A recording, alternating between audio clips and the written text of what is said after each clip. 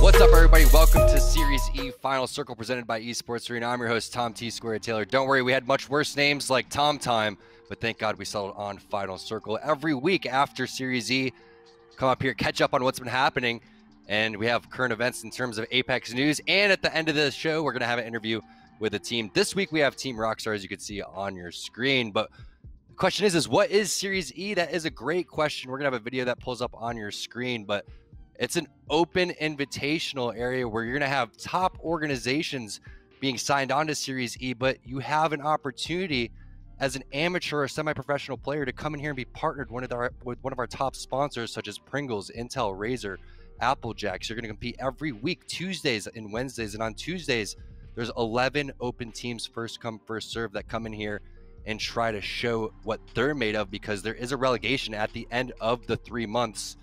And that's exactly what Series E is. You can see the top partners right there on your screen. And it's been one heck of a ride. I'm glad that you're joining us. And if you missed the show, don't worry, we are going to be replaying this on YouTube, etc. And you're going to be able to catch up with us next week. Again, it's Tuesdays and Wednesdays. Final Circle will be aired on Thursday. It's going to be 5 p.m. Pacific time if you're watching. That's 8 p.m. if you're on the East Coast. And again, 11 open teams. So if you want an opportunity to sign up, you can go and do so to try to be in Series E and play Apex against these top pro players and partnered teams. All right, so let's cover what happened this week in Series E. It was a Tuesday, 5 p.m. Pacific time, where 11 open teams competed against our 9 partner teams. And keep in mind, this is first come, first serve, so you could be a part of Series E if you wanted to. And there were some heavy hitters in this lobby on top of our 9 partner teams. Most notably, it was 2 brains, 1 controller, the roster that you could see. That's going to be Tech, Bowser, and Noct. And if you know who the controller is, that's going to be Noct, former #1 Predator overall. And I think it was about Season 4 or Season 5. So former teammate of mine, and actually teamed with all 3 of those guys. So congratulations for them. They're trying to come in and kick one of these partner teams out and take their spot in relegation. And again, remember, you can compete in Series E as well. It's going to be the first 11 spots that are first come, first serve. So maybe we'll see your name on this leaderboard. But it was Team Rockstar in terms of our partner teams that got second place. Right behind them on their heels was Team Razer. Team Intel, unfortunately, didn't have the best day on Wednesday, and we're going to cover that very shortly as we go into Wednesday's teams, where you do have the 9 partner teams going up against 11 teams that are professional signed organizations. You're going to have 4 from the EU and 7 from the NA. We're going to talk to Rockstar a little bit later, how they had a little feud with Cooler as they were fighting over Lava City. It was pretty interesting to see how that one panned out. Again, unfortunately for Rockstar, because of the 50-50s, they didn't have their best day. Intel as well was one of the teams that we were hoping to see step it up, but it was Team Applejacks that impressed me the most, and they were on fire for a majority of the time. Overall, it was Team Liquid that won this thing.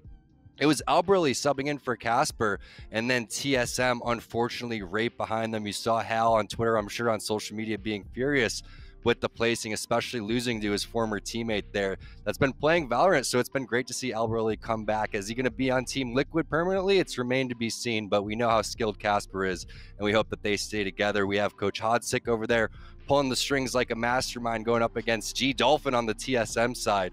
So it's going to be fun to see how that feud plays out. When we take a look at the overall leaderboard, it's going to be Team Razer in the #1 spot. No surprise, though, they were our overall leaders in points throughout the qualifications. That's going to be Zeratricky, Hakulo, and Mercy only impressing as they were landing over towards the Skyhook side. And 139 points is a decent amount. Applejacks was impressive. Rockstar was impressive as well. But keep in mind, Team Rockstar had a great Tuesday and a disappointing Wednesday. Can't wait to catch up with the guys in the interview a little bit later. All right, so let's take a look at how our 9 partner teams did on Wednesday. And it was Team Razer we saw in the overall points. That's because they put together a good performance on Tuesday and a solid performance on Wednesday. It was 51 points overall. But when you look at the damage, Blighty from Pop-Tarts popping off over there. And then you got to give credit to Rakanishu on the other side from Team Rockstar, getting 7 kills, especially when they were getting 50-50. Taking a look at our top 5 teams from Tuesday, 2 brains, 1 controller put themselves in the end circle plenty of times. That's why they're not leading in the kill department. It was actually Team Intel and Tempest with 24 kills, but you can't overlook Teen's damage as he was popping off. Rockstar not too far behind, so expect these guys to do big things next week. What's happening next week in Series E? Well, it's happening Tuesday and Wednesday at 5 p.m. Pacific time. It's 11 open teams again coming in. First come, first serve. So make sure that you sign up going against our 9 partner teams. On Wednesday, it's going to be the same format. 11 signed teams, 4 from EU, 7 from NA, going against our 9 partner teams. But there's going to be a little bit of a meta shift because we have Season 7 that's launching on November 4th, which I believe is exactly on Wednesday. We're not going to be playing on the new map Olympus. We're going to stick on World's Edge because in ALGS, they're not switching over for about 2 months is what we're hearing. But the big question is what type of legends will be tweaked? Also, will there be any gun changes? Rumors are the R99 could be back onto floor loot. If that's going to be the case, that's going to make a huge difference going forward. All right, so this is the hardest part of the show for me, where I make my prediction on who's going to be the top of the leaderboard next week, and I just got to respect the teams that have been over towards the top for quite some time. Yes, I know Liquid with Albrelli did fantastic, but is Casper going to be back, or is Albrelli Mac going to continue to fill that spot? I have to go with TSM here. I think it's going to be TSM and Snipedown. We know that Hal was upset after that loss. I'm expecting them to bounce back. In terms of our partner teams, I got to give it to Team Razor. Hakulo coming through extremely strong with the damage and the kills. Zeratricky and Mercy have been playing fantastic as well. We know again that they were number 1 overall in our 4 weeks qualifier leading into Series E. So I'm predicting TSM and Team Razor over towards the top. And besides Series E, there's plenty of Apex action happening all over the globe. It's the PGL Showdown that happened in CLG taking first place, their 4th overall win in the ALGS. Ridiculous plays coming out from Pau Vaxlon and Madness. Meanwhile, you saw Snipedown lagging all over the place, and TSM not able to finish top 5. It was Sentinels, NRG, and Team Liquid rounding out your top 4. And the Apex action doesn't stop this weekend. We have the Autumn Circuit, the ALGS Autumn Circuit Online Tournament number 3 is happening, and it's going to be the finals on Monday where the top 20 teams from EU and NA are going to be battling it out. So make sure you watch it, twitch.tv/playapex. But stick around after this quick commercial break. We're going to have an interview with Team Rockstar.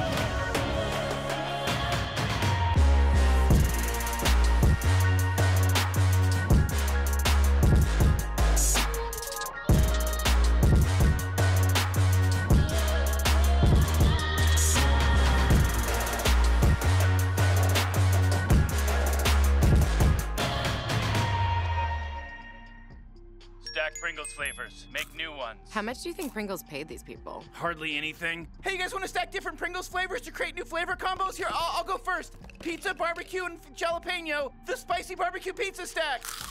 Get him! Grandpa, what's going on? Pringles. We're trapped in a Pringles commercial. They must have taken us in our sleep. How can we get out? We can't, Summer. They warned me this would happen and I didn't listen. Stack Pringles, make endless new flavors. Stacking Pringles to make new flavors. Make endless new flavors. Barbecue, wavy, and sour cream and onion equals a 3-layer dip stack. All right, everybody, at the end of every final circle, we have an interview with the team. This week, we have Team Rockstar, Rakanishu, and Crummy here. Pickett's given some lessons to some noobs, which I appreciate. Go to mattpickett.com for those. I don't think that's a thing, but go check him out anyway on a stream. So, you know, Team Rockstar coming through. We know how good you guys have been doing in the ALGS. Had a rough day on Wednesday, getting dropped on by Cooler. We'll talk about that a little bit later. But overall, Crummy, Rakinishu, how you guys feeling after this week? I'm going to go ahead and start it off. Not bad, actually. Tuesday, we did really well. Wednesday, it's really unfortunate when you mix the NA scene and EU scene because, you know, everyone has their plan. Obviously, we're used to the NA scene and, you know, just having the EU teams, you know, like I'm pretty sure Cooler lands East Frag, you know, and they didn't want to take the chance to contest TSM. So, you know, they just looked for another spot and contested us. And it was kind of annoying, but, you know, it kind of opened our eyes up as a team as well to, you know, to show us what we have to work on for the next time. Yeah, that's what I was going to talk about. Rakinishu been playing a great Gibraltar. I feel like you're one of the strongest Gibraltars out there, and I've been really impressed with the way you've been able to play. And we'll talk about your guys' team play style too in a little bit. But what have you guys learned from that? And are you guys going to continue to drop there in 50-50 if they go there?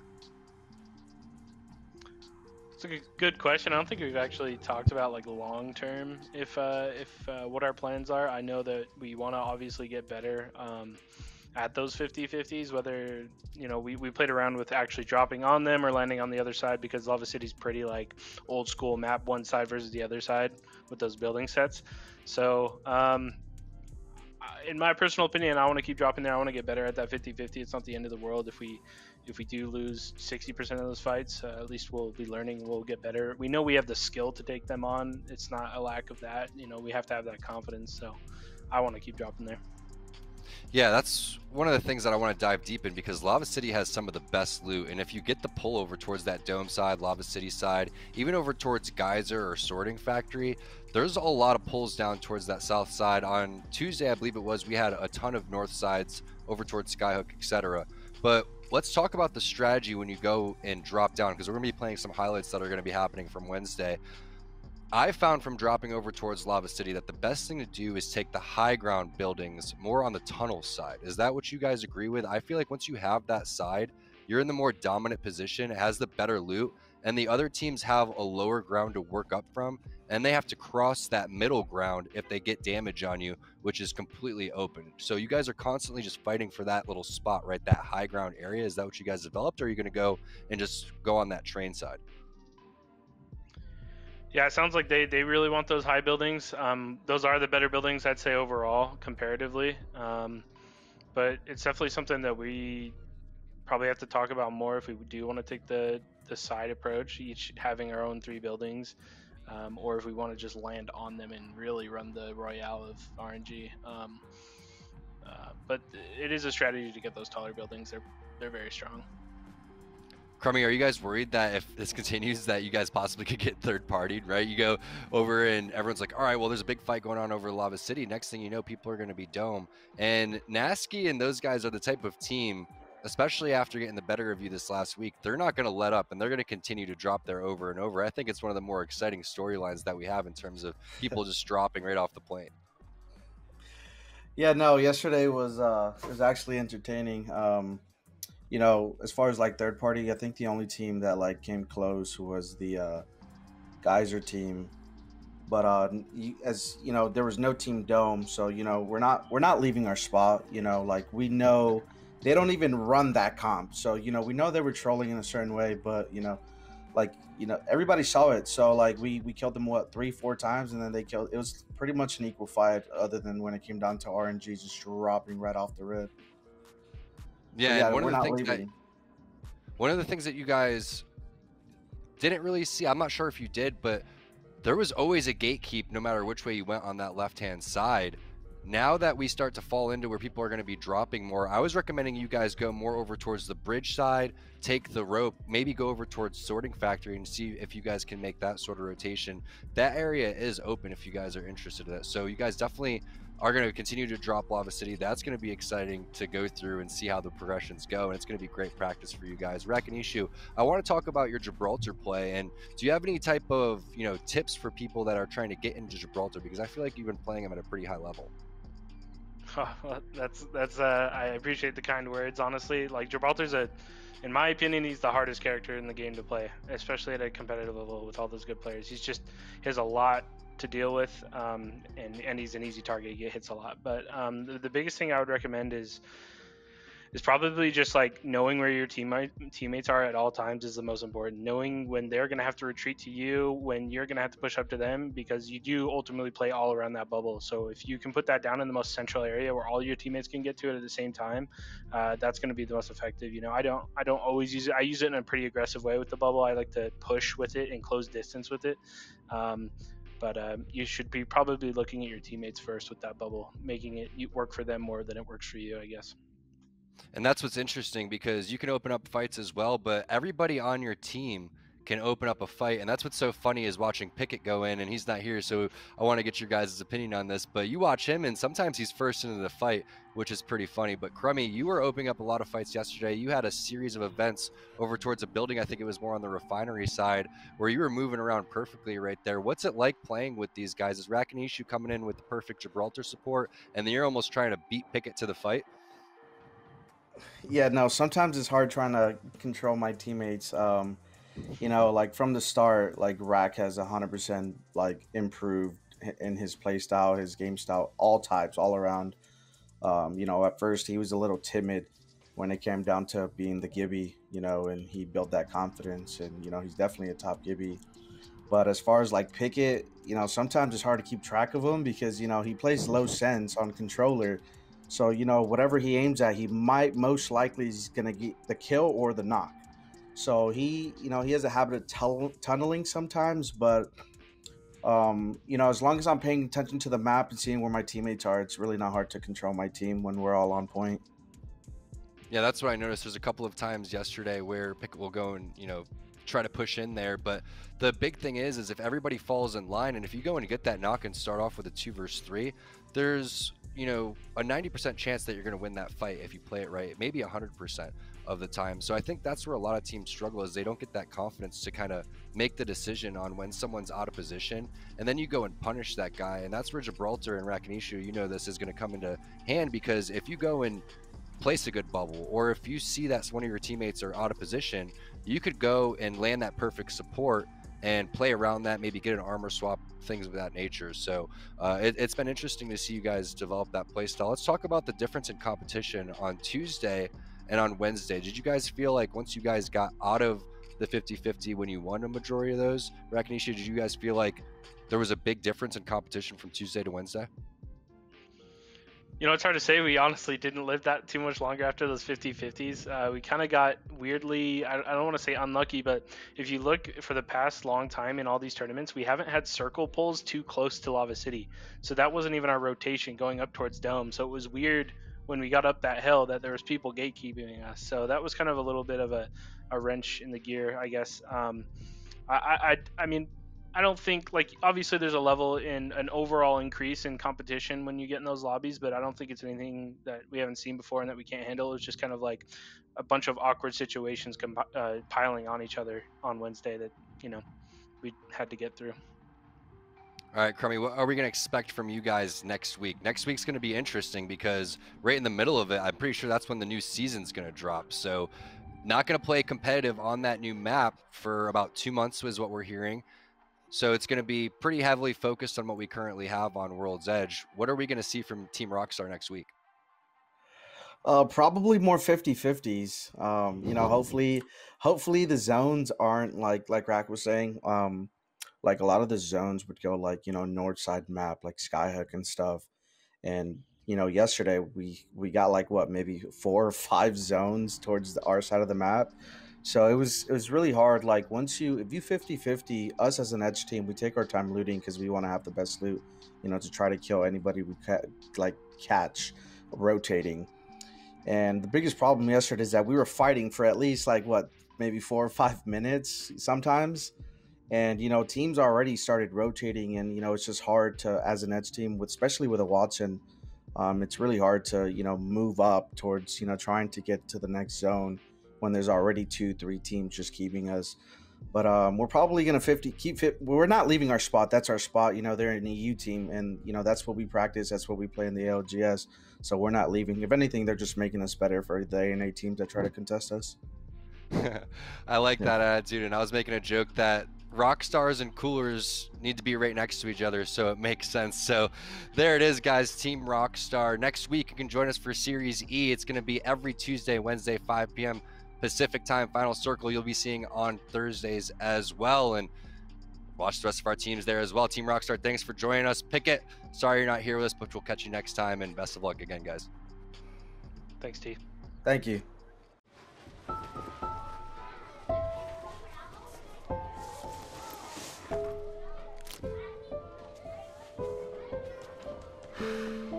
Hey, shake it, kiddo.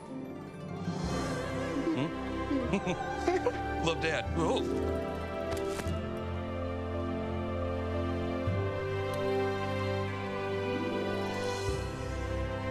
I've got this. Kellogg's Rice Krispies Treats. A little love when it's needed. It's Kellogg's, Fruit Loops, Apple Jacks, Corn Pops, Tiger Paws. They're Jumbo. Jumbo snacks, snack time heroes. Gonna take them on the go. Eat your cereal, magnified, showing up for snacking time. Jumbo snacks, snack time heroes. Gonna take them on the go. It's Jumbo. It's for snacking. It's Jumbo Snacks. Cheez-It snapped. How's it taste? It's so thin, crispy, and cheesy. And I just want to keep eating it. And eating it. They love them. Snapped. So good we may run out of cheese. Imagine you love frosting and filling. I do love frosting and filling. Oh, well, imagine if there was a way to enjoy that delicious goodness anywhere, anytime, out of the toaster, out of the box, out of one of those baggy thingies, with nothing but a thin layer of foil between you and... Pasta. Yes, Curtis. This is a commercial about pasta. I love it. Frosting and filling for your pasta. I like pesto.